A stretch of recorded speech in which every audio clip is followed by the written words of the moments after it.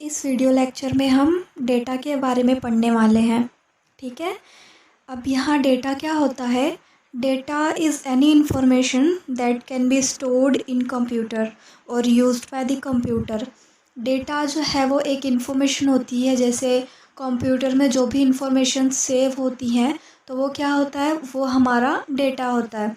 अब यहाँ पे डेटा बहुत सी टाइप की हो सकती है, जैसे कोई डेटा हमारा टेक्स्ट फॉर्म में हो सकता है या फिर हमारा डेटा किसी नंबर में भी हो सकता है, जैसे 1 2 3। और इसके अलावा हमारे पास इमेजेस में भी डेटा हो सकता है, जैसे कोई फ़ोटो हो गई तो वो भी एक टाइप का डेटा ही हुआ ना। और इसके बाद ऑडियो वीडियो, हमारे पास कोई ऑडियो है तो वो भी हमारा एक क्या हो गया, डेटा हो गया। यहाँ पे वीडियो भी हो गया एक डेटा। तो ये सारी चीज़ें क्या हो गई, हमारा डेटा हो गया। ठीक है, तो चलिए यहाँ पर एक एग्ज़ाम्पल से समझते हैं ताकि चीज़ें आपको आसानी से समझ आ जाएं।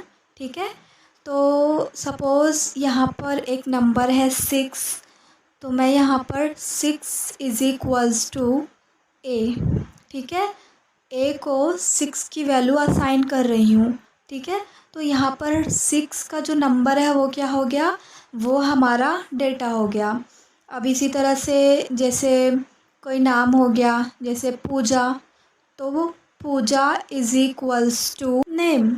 तो यहाँ पर नेम इज़ इक्वल्स टू पूजा, तो ये क्या हो गया, हमारा डेटा हो गया।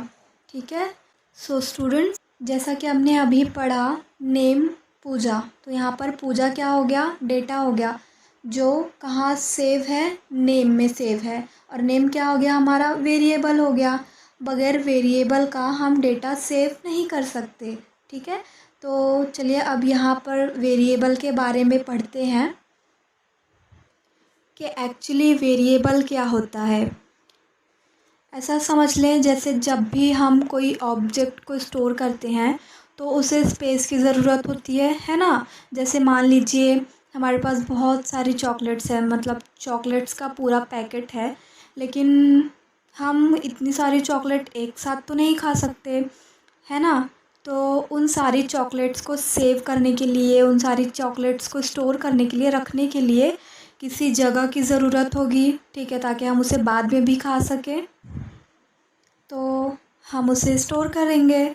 सो स्टूडेंट्स, बिल्कुल ठीक इसी तरह जब हम कंप्यूटर में डेटा को सेव करते हैं तो उसे भी स्पेस की ज़रूरत होती है। वो भी तो एक डेटा है, तो उसे भी एक स्पेस की ज़रूरत होती है। और फिर डेटा एक लोकेशन पर सेव हो जाता है ना।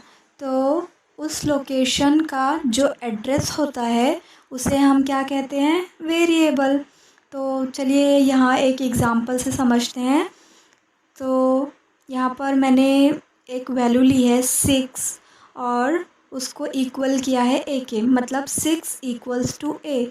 यहाँ 6 क्या हो गया, एक वैल्यू हो गई, मतलब ये हो गया हमारा डेटा। और यहाँ ए क्या हो गया, वेरिएबल हो गया, है ना। तो अब ये वेरिएबल 6 जो है वो कहाँ सेव है, ए वेरिएबल में, है ना। तो अब यहाँ पे एक छोटा सा सम है, जैसे a+1 इज़ इक्वल्स टू ए। अब हमारी ए की वैल्यू क्या थी, मैंने ए को क्या असाइन किया हुआ था, 6 नंबर। तो यहाँ पर ए की जगह 6+1 इज़ इक्वल्स टू ए। अब 6+1 इक्वल्स टू 7, 7 इक्वल्स टू ए। अब हमने पहले ए को 6 वैल्यू असाइन की थी। कंप्यूटर की मेमोरी में जो ए वेरिएबल था उसके पास 6 था, यानी उसे कौन सी वैल्यू असाइन थी, 6 वैल्यू असाइन थी, 6 नंबर की वैल्यू असाइन थी। लेकिन यहाँ पर अब मैंने ए को 7 कर दिया, मतलब ए को 7 की वैल्यू असाइन कर दी। तो यहाँ क्या हो गया, ए इक्वल्स टू 7। हमारा पुराना वाला डेटा जो है वो डिलीट हो गया, मतलब वो इरेज हो गया, और यहाँ पर ए को न्यू वैल्यू असाइन हो गई, है ना। तो इसीलिए हम कहते हैं कि जो वेरिएबल की वैल्यू रहती है वो हमेशा चेंज होती रहती है। ठीक है, होप सो आप लोगों को समझ में आ गया होगा। ठीक है।